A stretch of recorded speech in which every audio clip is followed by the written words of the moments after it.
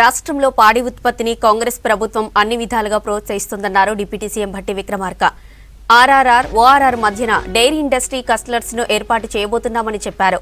Hyderabad HITEX exhibition సెంటర్లో 50వ dairy industry conference కార్యక్రమాన్ని ప్రారంభించారు డిప్యూటీ సీఎం భట్టి. వ్యవసాయ శాఖ మంత్రి తుమ్మల నాగేశ్వరరావు మహిళలకు పాడి ఉత్పత్తిలో భాగస్వామ్యం చేయడానికి ఆర్థికంగా ప్రోత్సహిస్తున్నారు మంత్రులు.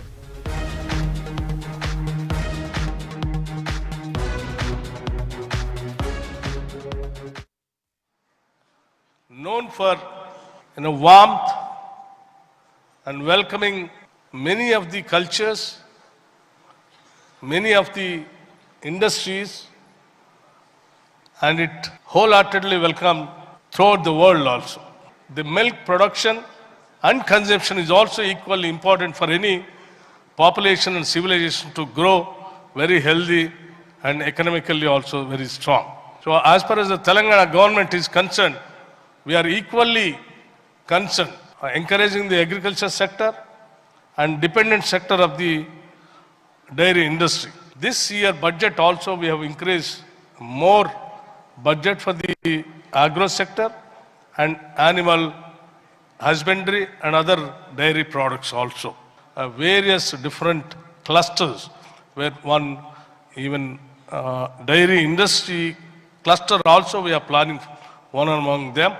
So I really appreciate the people who all have showing interest in this dairy industry can come to Telangana, state of Telangana, and take the part of dairy industry and its growth.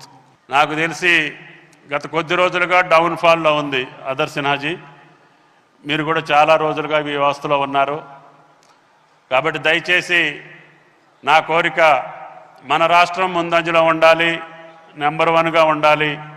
దానికి తగ్గటువంటి ప్రణాళిక మా ప్రణాళిక మంత్రి భట్టి గారి ఆధ్వర్యంలో జరుగుతుందనే విశ్వాసం.